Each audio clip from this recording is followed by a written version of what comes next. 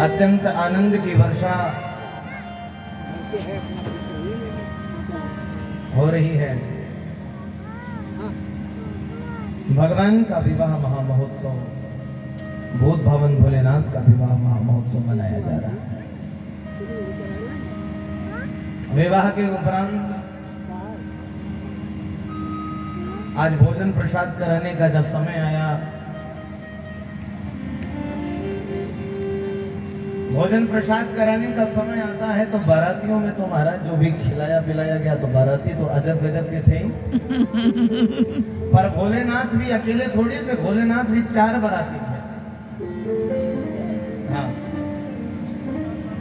4 बाराती। भोलेनाथ तो अकेले, वो कैसे 4 बाराती? तो ध्यान से सुनो।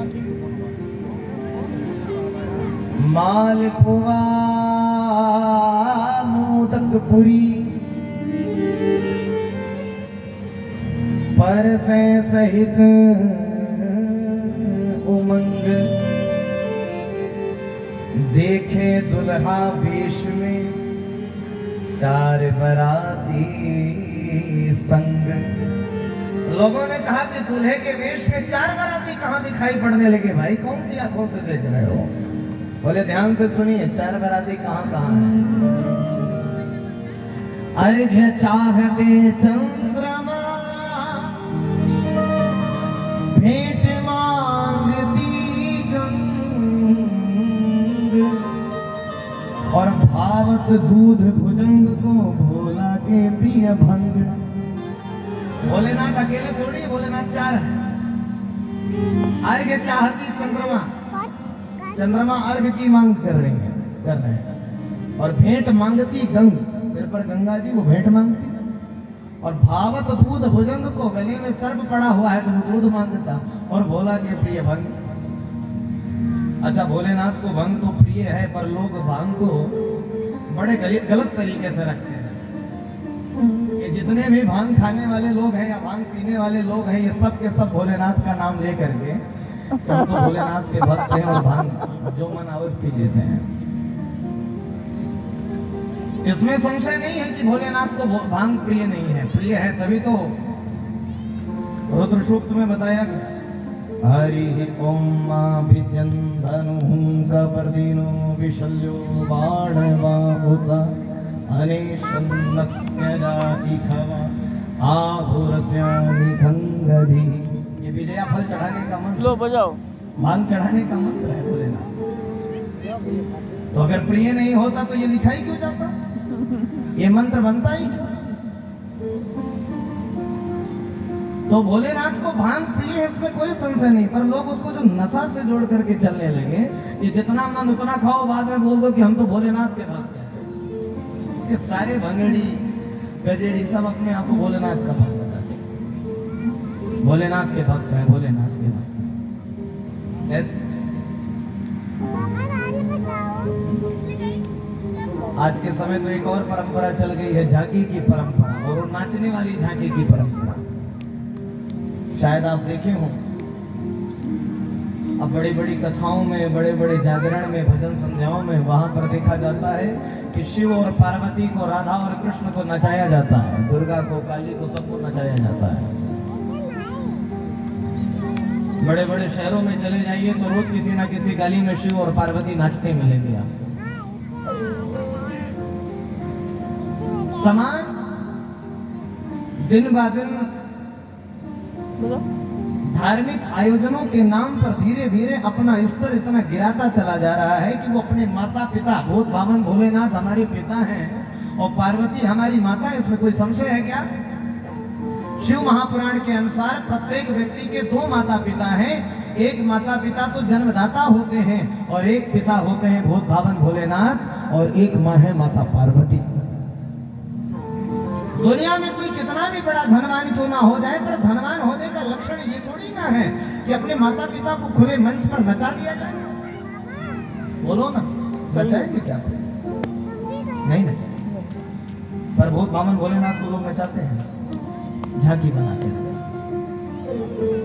अरे हमने तो ऐसा देखा महाराज कि भोलेनाथ की झांकी बनाएंगे, मुंह में पेट्रोल भरेंगे और माचिस लगाएंगे, फूंकेंगे, पेट्रोल जलेगा, आग लगेगी पूरी दूर तक। इस तरह से झांकियां सज रही हैं। इसी श्री रामचरितमानस में भगवान भोलेनाथ के विवाह के बाद जब कैलाश पर्वत पर भोलेनाथ और पार्वती पहुंचे तो उनके श्रृंगार का वर्णन गोस्वामी तुलसीदास जी नहीं करते।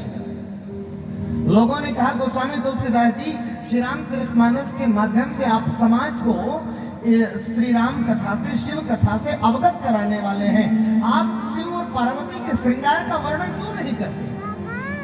गोस्वामी तुलसीदास जी ने कहा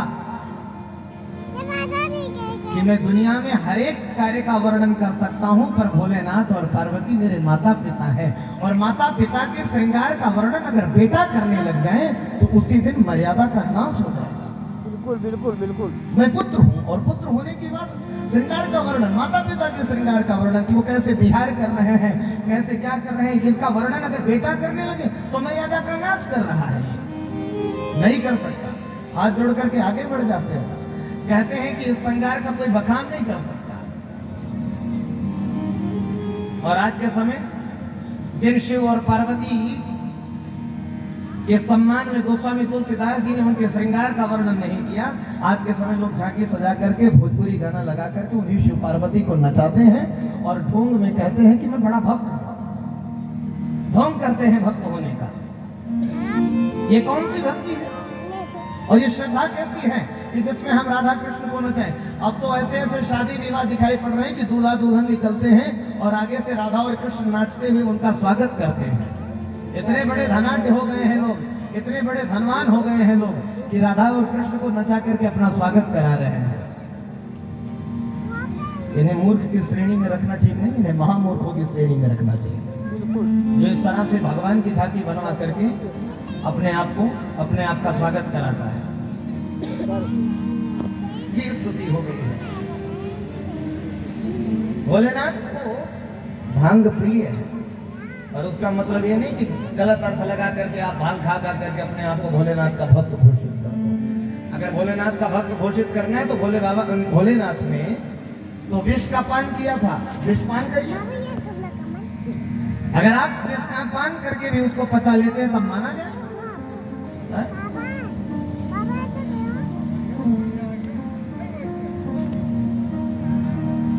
देव देव महादेव भूतात्मन भूत भावन त्राहिण शरणा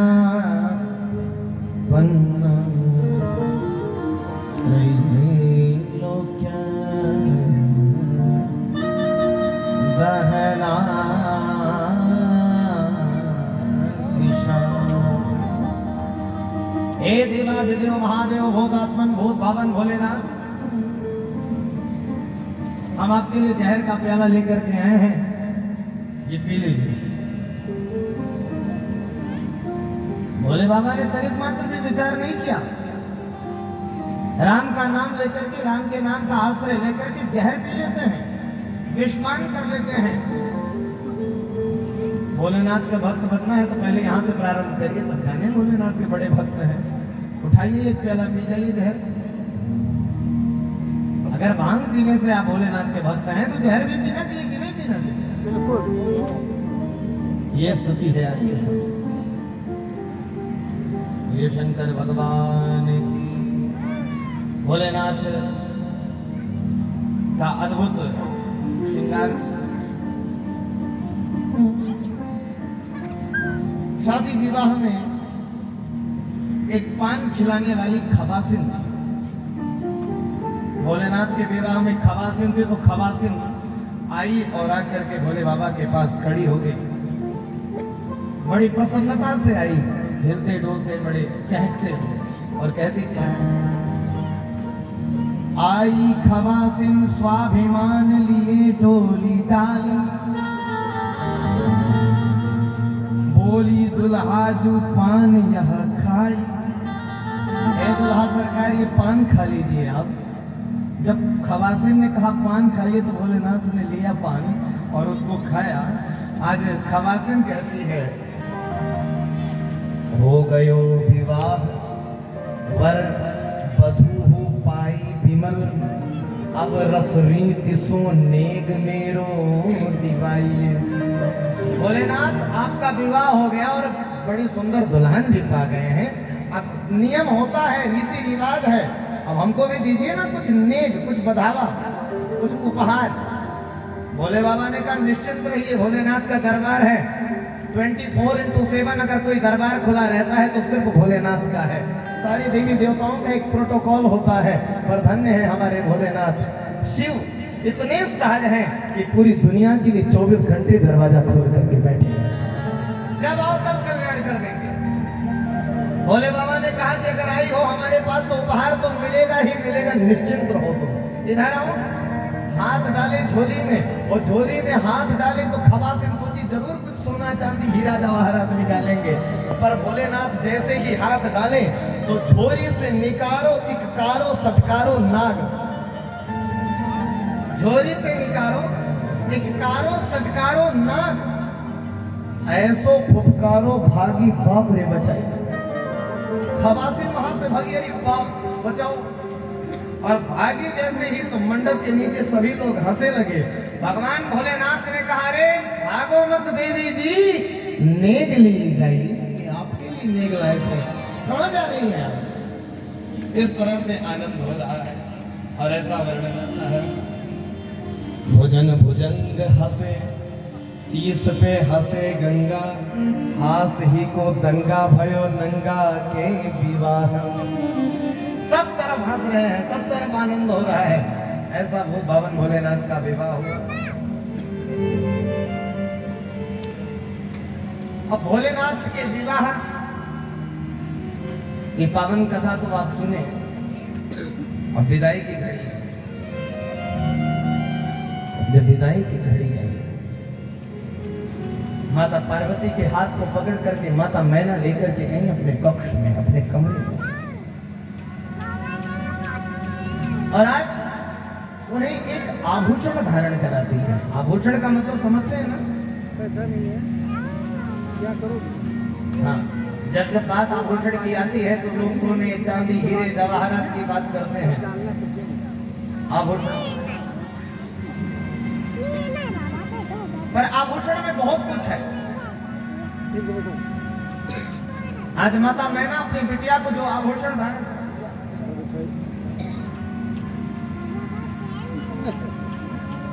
जब आभूषण की बात आती है तो लोग बहुत तरह के आभूषणों की बात करते हैं, पर एक माँ जो अपनी बेटी को आभूषण धारण कराती है, उसमें सर्वश्रेष्ठ आभूषण यदि कोई है तो वह है संस्कार, आचरण और चरित्र का आभूषण। जी, इस दुनिया में उससे सुंदर कोई आभूषण नहीं है, उससे महत्वपूर्ण कोई आभूषण नहीं है जिस आभूषण की चर्चा हम कर रहे हैं आपके बीच। लोग जब जब संस्कार के आभूषण की बात आती है तो कहते हैं ये संस्कार का आभूषण मिलेगा कहाँ, किस सोनी जी के यहाँ मिलेगा? बस्ती में तो महाराज खूब सुनारों की दुकान है, तो कहाँ पर, किस सुनार की दुकान पर? बालक राम। जैसे ही विचार किए कि किस सुनार की दुकान पर मिलेगा,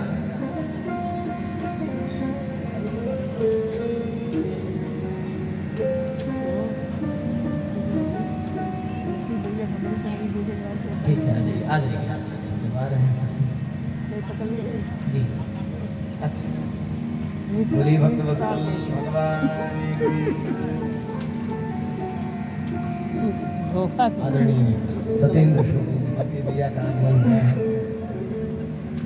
आपने तो कहा कि आप जारी रखिए कार्यक्रम को, पर आपका आगमन हुआ है, आपके लिए भी 2000 तालियां बजाएं।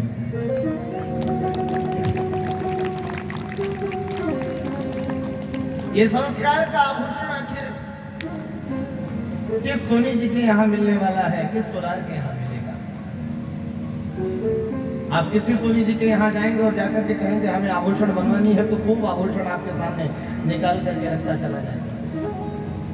हाँ,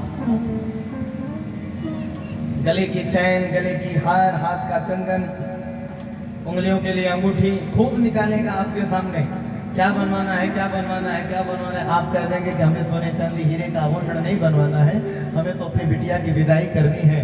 और हमने सुना है कि सबसे सुंदर आभूषण संस्कार का आभूषण होता है। अगर आपको यहाँ मिले तो बताइए क्या बिल आएगा, उसका क्या पेमेंट करना पड़ेगा। हाथ जोड़ देगा वो। हमारे पास सोने चांदी हीरे के आभूषण आपको प्राप्त होंगे, पर बात जब संस्कार के आभूषण की आएगी तो ये हमारे पास नहीं मिलेगा। संस्कार का आभूषण मिलेगा कहाँ? बोले संस्कार का आभूषण अगर कहीं बिटिया को मिलता है तो वो सिर्फ और सिर्फ उसके माँ के सानिध्य में मिलता है, और इस दुनिया में कोई भी वो आभूषण उसे धारण नहीं करती। एक माँ चाहे तो अपनी बेटी को संस्कारी बना सकती है और वही संस्कार का आभूषण धारण करा सकती है। चाहे वह राम कथा से सीख करके अपनी बिटिया को संस्कारित बनावे, चाहे वह कृष्ण कथा से सीख कर अपनी बिटिया को संस्कारित बनावे, चाहे वह शिव महापुराण से सीख करके बिटिया को संस्कारित बनावे, पर संस्कार का आभूषण धारण कराने की क्षमता सिर्फ माँ के अंदर होती है और इस दुनिया में कोई नहीं करा सकता। ये संस्कार के आभूषण की महिमा है। किसी ने कहा कि सोने चांदी का आभूषण धारण कराएंगे तो ये धनाढ्य लोगों के बीच में जाकर के और धन के मद में रहने वाले लोगों के बीच में जाकर के आपका सम्मान बढ़ा सकती है, पर संस्कार के आभूषण का महत्व क्या है? बोले संस्कार के आभूषण का महत्व ये है कि सोने चांदी का आभूषण धारण करे ना करे, पर संस्कार का आभूषण यदि धारण करके गई है तो वो अपने कुल, अपने वंश का नाम करते हुए अपने ससुराल पक्ष की भी मर्यादा को बनाए रखने का कार्य करती है। ये संस्कार के आभूषण की महिमा है, महत्व है। इसीलिए सोने चांदी का आभूषण धारण कराना भूल जाना तो भूलना, सामर्थ्य ना हो तो नहीं पहनना, पर संस्कार के आभूषण की महिमा इतनी है कि पूरी दुनिया में आपका सम्मान बढ़ाने का कार्य आपकी बेटी करेगी, आपकी बिटिया करेगी। ये संस्कार की महिमा है, चरित्र की महिमा है, आचरण की महिमा है। जब हम श्री रामचरितमानस की पावन कथा में प्रवेश करते हैं तो श्री रामचरितमानस की पावन कथा, इसका नाम ही हमारे जीवन के चरित्र निर्माण का संकेत देता है, संकेत करता है। 3 शब्द श्री राम चरितमानस। पहली पंक्ति में आप लिख दीजिए श्री राम, दूसरी पंक्ति में लिख दीजिए चरित्र, तीसरी पंक्ति में लिख दीजिए मानस। आपका मन पहली पंक्ति में बैठे राम तक कब पहुंचेगा? जब बीच में एक सीढ़ी पड़ती है जिसका नाम है चरित्र। ये चरित्र यदि आपका पवित्र नहीं है तो राम तक आपका मन कभी पहुंचने वाला नहीं है, कभी भी राम को स्वीकार नहीं कर सकते। चरित्र की इतनी महिमा है। रावण जब मृत्यु को प्राप्त करता है, रावण के मरने के बाद मंदोदरी सेवकों के पास गई। सेवकों के पास जाकर के मंदोदरी ने कहा कि मैं मिलना चाहती हूँ उस राम से, जिस राम ने हमारे पति त्रैलोक के विजेता रावण को परास्त करने का कार्य किया है। आखिर उसके अंदर कौन सी योग्यता है, कौन सी सामर्थ्यता है, कौन सी विशेषता है, किस प्रभाव के बल पर उसने रावण के प्रभाव को परास्त किया, रावण को परास्त किया और रावण आज मृत्यु को प्राप्त हो गया। मंदोदरी को लेकर जब उसके सेवक निकले हैं, प्रभु श्री राम भूमि पर बैठे, एक स्त्री की आने की आहट जैसे प्रभु श्री राम को मिली कि कोई नारी आ रही है हमारे आसपास, तो प्रभु श्री राम अपने स्थान पर खड़े हो गए और दूर जाकर के हाथ जोड़ करके कहते हैं, देवी कौन है आप, कैसे आना हुआ, क्यों आई है मेरे पास? मंदोदरी ने कहा कि मेरा नाम मंदोदरी है, मैं रावण की पत्नी हूं, जिस रावण को आपने परास्त किया है, मारा। मैं आपके प्रभाव को देखने आई थी। आखिर किस प्रभाव और किस विशेषता के बल पर, क्या विशेषता है आपके अंदर, कौन सा विशेष गुण है जिसके बल पर आपने रावण को परास्त कर दिया? राम जी ने कहा कुछ दिखाई पड़ा क्या? मेरे अंदर कुछ दिखा?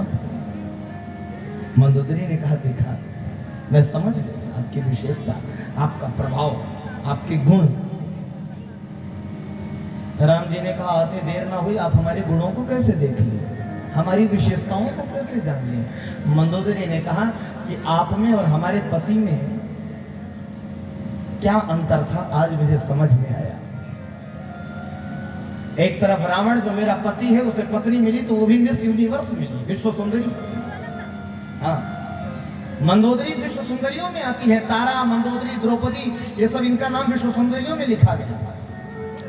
रावण को अगर पत्नी के रूप में मिली तो विश्व सुंदरी मिली, और विश्व सुंदरी मिलने के बाद भी मेरा पति रावण जाता है और दूसरे की पत्नी का हरण करता है। पर धन्य हो तुम राम, 14 वर्षों से अपने पत्नी से दूर रहने के बाद भी जब किसी स्त्री और नारी की आने की आहट आपको मिलती है तो दूर खड़े हो जाते हैं। यही आपका सबसे बड़ा गुण है, जिसके बल पर आपने रावण को परास्त किया है। इससे बड़ी कोई और विशेषता नहीं हो सकती। ये चरित्र की महिमा है, ये आचरण की महिमा है। और हमारे देश की बात यदि की जाए तो श्री अयोध्या की पावन धरती पर महान संत, बड़े प्रखर प्रवक्ता थे परम पूज्य श्री कन्हैयादास रामायणी जी महाराज। एक बार राम जन्मभूमि के लिए संत सभा लगाई गई और उसमें उन्होंने बड़ी प्यारी बात कही। बड़े अच्छे वक्ता थे, हिंदी और इंग्लिश दोनों के ज्ञानी थे, दोनों को जोड़ करके बहुत अच्छा बोलते थे। और उन्होंने कहा कि रावण एक बार अपने पार्लियामेंट में बैठ करके अपने सेनापति से पूछता है कि आखिर किस किस देश में हमारा साम्राज्य स्थापित हो गया है, किस किस देश में रावण राज्य स्थापित हो गया। सबने कहा महाराज इंग्लैंड में स्थापित हो गया, स्विट्जरलैंड में स्थापित हो गया, ऑस्ट्रेलिया में स्थापित हो गया, अमेरिका में स्थापित हो गया। सबका नाम लेते लेते लेते लेते रावण ने कहा भारत देश की क्या स्थिति है? बोले भारत देश में नहीं। क्यों नहीं हो? इसका कारण क्या है? बोले महाराज अगर आप हमें जीवित छोड़े बताने के बाद, हमें मृत्यु दंड न दें तब हम आपको बताएं, वरना हमारे अंदर ये साहस नहीं है कि हम आपको बता पाए कि भारत देश में रावण राज्य की स्थापना क्यों नहीं हो पाई। कुछ नहीं कहेंगे, बताओ। सेनापति ने कहा महाराज भारत देश में ऐसी 3 विशेषताएं हैं जिसके कारण आपका रावण राज्य कभी भी वहां पर स्थापित नहीं हो सकता। कारण क्या है? बोले भारत देश में सर्वप्रथम तो भारत देश में महात्मा होते हैं, और वो महात्मा नहीं, वो महात्मा परमाणु बम होते हैं। कैसे? बोले वो जहां पर जाते हैं वहीं पर राम कथा बिखेर देते हैं, और जिस तरह से परमाणु बम का प्रभाव समाप्त नहीं होता, उसी तरह से जहां पर राम कथा होती है वहां पर राम के चरित्र की भावना प्रत्येक भक्तों के हृदय में स्थापित करते हैं। और जहां पर प्रत्येक भक्तों के हृदय में राम कथा की स्थापना हो गई, वहां राम राज्य स्थापित हो गया। जहां राम राज्य स्थापित हो गया वहां रावण का राज्य कभी स्थापित नहीं हो सकता। ये महात्माओं की महिमा है। दूसरा, भारत देश में सतियां होती हैं। और ये कैसे सती? जो अपने पतिव्रता धर्म को बनाए रखने के लिए अपने प्राणों का परित्याग कर देती हैं, पर पातिव्रत्य को कभी भंग नहीं होने देती हैं। और ऐसी नारियां भारत देश में जब तक एक भी सती जीवित है तब तक भारत देश में कभी रावण राज्य स्थापित नहीं हो सकता। भारत देश का नौजवान चरित्रवान होता है। ये बात मैं कह रहा हूँ त्रेता युग की। आज के नौजवानों की स्थिति बहुत बिगड़ चुकी है। 18 घंटे फोन में बात करने वाले राष्ट्र और राम के बारे में क्या चिंता करेंगे? बिल्कुल सही। परहित की भावना रखने वाला व्यक्ति वो होता है जो समय और शक्ति का दुरुपयोग नहीं करता। पर आज के नौजवान समय का भी दुरुपयोग कर रहे हैं और शक्ति का भी दुरुपयोग कर रहे हैं। अपने आप को राधा और कृष्ण बनाने की परंपरा को इतनी बढ़ा दी जा रही है समाज में। हाँ, 2 प्रेम करने वाले आपस में फोन पर बात करने वाले अपने आप को राधा कृष्ण मानते हैं और कहते हैं कोई बात नहीं, हम दुनिया के सारे व्यभिचार कर सकते हैं, शादी तो राधा कृष्ण की भी नहीं। अरे इन दुष्टों को मालूम ही नहीं है कि राधा कृष्ण का विवाह हुआ था। गर्ग संहिता के अनुसार स्वयं ब्रह्मा जी पुरोहित बन करके आए और मथुरा की पावन धरती पर भांडीर वन में राधा और कृष्ण का विवाह करा। हाँ? शास्त्रोक्त विषय है, प्रमाणित है। ऐसे लोग कभी भी राष्ट्र और राम के बारे में कभी चिंता नहीं कर सकते। आज हमारे हिंदू धर्म और सनातन धर्म के ऊपर जितनी आंच आती है, अगर भारत देश का प्रत्येक नौजवान चरित्र को लेकर के सजग रहता तो आज कोई भी खड़ा नहीं हो सकता। पर लोगों को समय नहीं है कुछ जानने और समझने के लिए। चरित्र की बड़ी महिमा। त्रेता युग की बात है और त्रेता युग के समय में सेनापति ने कहा, महाराज भारत देश के नौजवान चरित्रवान होते हैं और जहां का नौजवान चरित्रवान है तो वो अपने जीवन में आदर्श के रूप में मर्यादा और चरित्र की स्थापना करने वाले राम को स्थापित किया है। और जो राम को अपना आदर्श मानता है वहां पर कभी रावण का राज्य स्थापित नहीं हो सकता है, वहां पर राम राज्य ही स्थापित रहेगा। ये चरित्र की महिमा। और इतनी ही बात नहीं है, अगर राम और रावण की तुलना करेंगे तो प्रत्येक स्थान पर रावण श्रेष्ठ निकलेगा। राम से श्रेष्ठ था रावण। अगर वंश की बात करेंगे, कुल की बात करेंगे तो पौलत से कुलोद्भव रावण ब्राह्मण कुल में जन्मा और एक तरफ क्षत्रिय कुल में जन्मे प्रभु श्री राम। अगर धन की बात करेंगे तो प्रभु श्री राम के यहाँ तिजोरी में, खजाने में जितने सोने चांदी होंगे उससे ज्यादा तो उसके यहाँ एक एक खंभे में, एक एक दरवाजे में, एक एक दीवार में लगे हुए थे, क्योंकि दीवार भी सोने की, खंभे भी सोने के, दरवाजे भी सोने की और पूरी नगरी सोने की। धन में भी श्रेष्ठ। परिवार की बात करेंगे तो कुल 11 सदस्यों का प्रभु श्री राम का परिवार, और रावण के लिए तो इतना कहा गया कि इकलखपूत सवालख नाती, इतना बड़ा परिवार। अगर राज्य की बात, प्रजा की बात करेंगे तो एक तरफ प्रभु श्री राम की स्वयं की मां कैकेयी जो उन्हें 14 वर्षों के लिए राज्य से बाहर निकाल देती है, और एक तरफ रावण की प्रजा जिसे मालूम है कि रावण का निर्णय गलत है, राम से झगड़ना गलत है, इसके बाद भी अपने राजा के सम्मान में मर मिटने को तैयार हो गई, पर आदेश और आज्ञा का उल्लंघन कभी नहीं किया। जैसे मालूम नहीं था, कुंभकर्ण को मालूम नहीं था कि मेरे भैया का निर्णय गलत है, सबको मालूम था, फिर भी अपने आप के, अपने प्राणों का बलिदान कर दिया, पर रावण की आज्ञा का उल्लंघन कभी नहीं किया। बड़े भाई का ये सम्मान। अगर बात आप विद्या की करते हैं तो प्रभु श्री राम जिन वेद वेदांत का अध्ययन गुरु वशिष्ठ के यहाँ जाकर के बाद में किया, उसके ऊपर कई टीका कर दिए थे। रावण इतना ज्ञानी, महान ज्ञानी राम।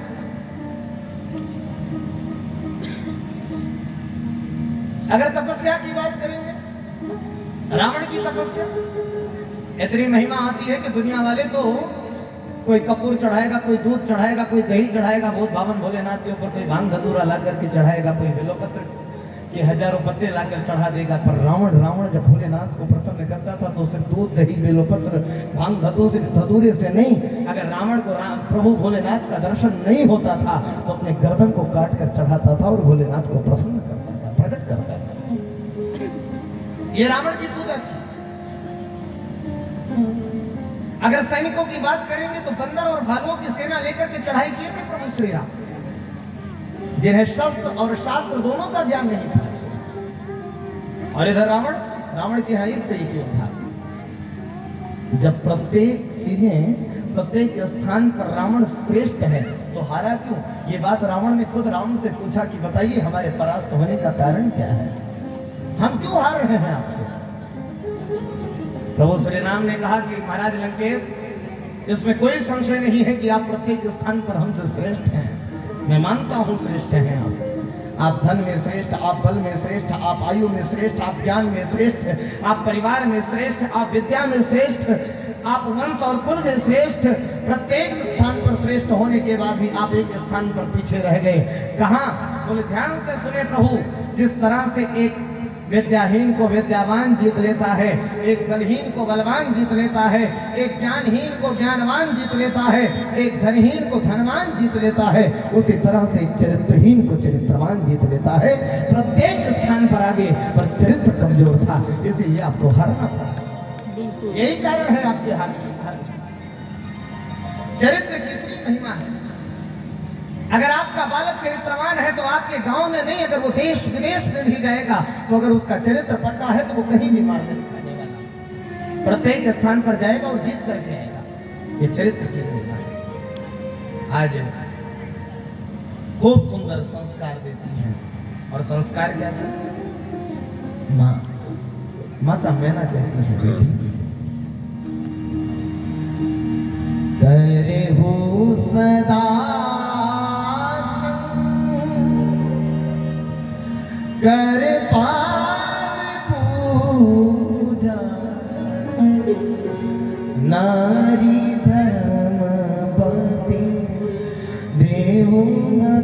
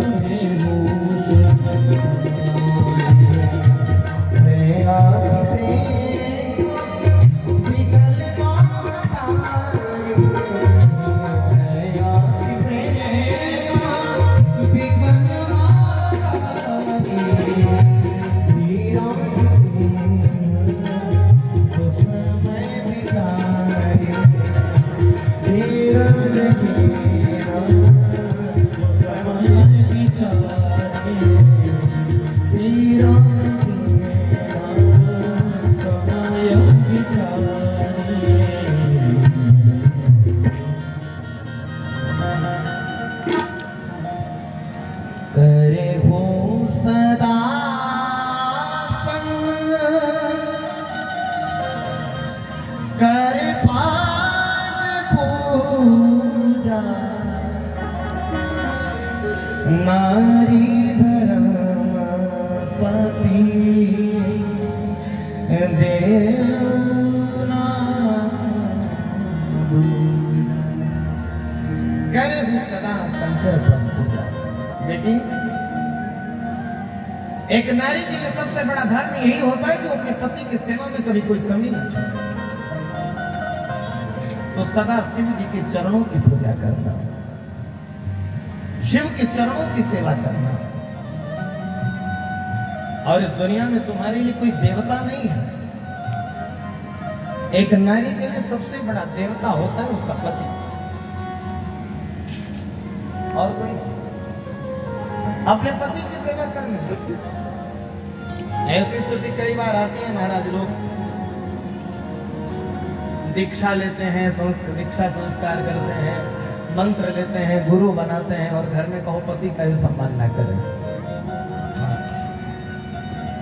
हम आपसे निवेदन करना चाहते हैं, इस दुनिया में कुछ भी करना है, कोई भी पूजा पाठ करना है, जप तप करना है, योग यज्ञ करना है, समाधि लगाना है, ध्यान करना है, प्राणायाम करना है, अगर कोई भी पूजा पाठ जप तप अनुष्ठान करना है तो सबसे पहले आप अपने पति की सेवा करें, पति का सम्मान बढ़ाएं, उसके सम्मान में कोई कमी नहीं रहनी चाहिए।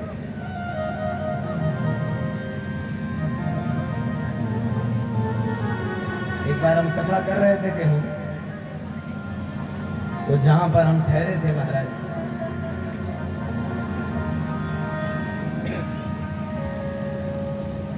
तो एक पत्नी थी, वो अपने पति को हमेशा सिर्फ डांटे और गाली दे, और गाली दे तो गाली दे लगातार दे। पति बेचारा सहे, बड़ा सीधा साधा,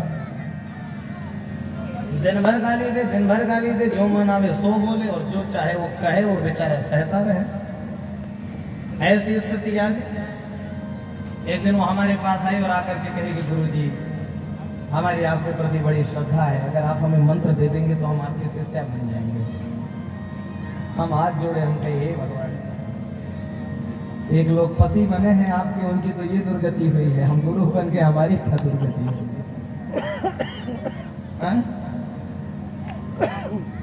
उनका तो सम्मान आप कर नहीं पाएंगे, हमारा सम्मान क्या करेंगे आप? तो ये स्थिति है। पूजा पाठ करने का भी फल तब मिलेगा जब आप अपने पति का सम्मान करें, और उनका सम्मान हो ना पावे आपसे तो पूजा पाठ करके क्या करेंगे? कोई फल मिलने वाला नहीं, कोई लाभ मिलने वाला नहीं।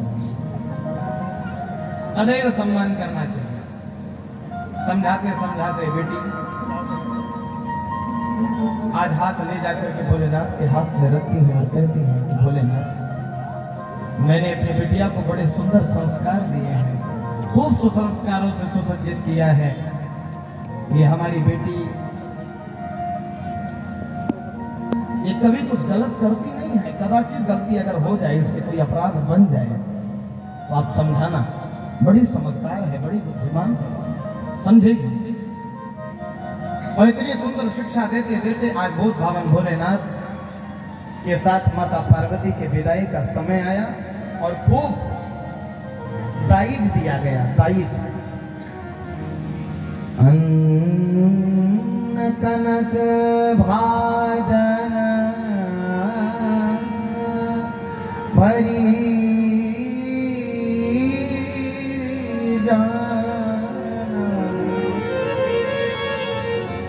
दाइज दीन न जाई बखाना। खूब घोड़े, रथ, दास, दासी, हाथी खूब दिए, सोने चांदी का आभूषण खूब दिए। दाइज दीन न जाई बखाना। दाइज मतलब समझते हैं दहेज। इतना दहेज दिया कि जिसका कोई बखान नहीं कर सकता। पर तब के और आज के दहेज में जमीन आसमान का अंतर है। पहले का दहेज होता था जो माता पिता अपनी प्रसन्नता से देते थे, और आज के दहेज की स्थिति ये है लड़के वाले दबा के ले लेते हैं। भारत देश की सबसे बड़ी कुरीति यही है, स्थिति इससे सबसे ज्यादा बिगड़ती है दाम्पत्य जीवन की। दहेज नाम का एक ऐसा राक्षस जो पति और पत्नी के बीच में खटास पैदा करने का कार्य करता है। अगर दहेज और संपत्ति नाम की कोई चीज ना हो तो संबंध जुड़े उसमें जीवन में कभी खटास ना हो। ये क्षणिक सुख के लिए मिला हुआ जो थोड़ा सा धन है, ये व्यक्ति के जीवन को डगमगा कर रख देता है, हिला कर रख देता है। थोड़ा सा धन जैसे हम इकट्ठा देखते हैं तो बहुत ज्यादा ये दहेज जिसके प्रति हमारी भावना भगवान की तरह होती है, वो भावना भी डगमगाने लगती है जब बात इस धन की, रुपए की आती है, पैसे की आती है, दहेज की आती है। संबंध का स्तर कितना गिरता चला जाता है कि विवाह करने के बाद एक स्त्री अपने सास ससुर का सम्मान नहीं कर रही है, क्योंकि उसके मन में बैठा रहता है कि ये वही धन के भूखे लोग हैं जो कभी धन के लिए हमारे माता पिता को सताने का कार्य किए थे। ये वही धन के लिए प्यासे लोग हैं जो बिना रुपया संपत्ति के हमको यहाँ लाने के लिए तैयार नहीं। आप बताएं।